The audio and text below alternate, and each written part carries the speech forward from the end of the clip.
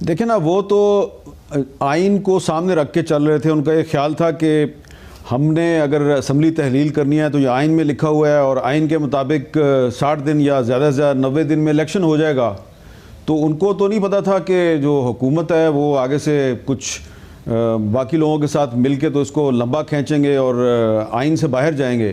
تو تحریک انصاف نے جو کچھ بھی کیا وہ آئین کو سامنے رکھ کے کیا، اور اب آنے سے آگے جو کچھ بھی ہونے والا ہے وہ غیر آئینی طریقے سے ہوگا. تو اب آپ خود ہی فیصلہ کر لیں کہ اگر آپ اور میں ہوتے عمران خان صاحب کی جگہ پہ تو ہم نے بھی یہی سوچنا تھا کہ ٹھیک ہے میں اسمبلی ڈیزالو کروں گا تو 60 دن 90 دن میں الیکشن ہو جائے گا.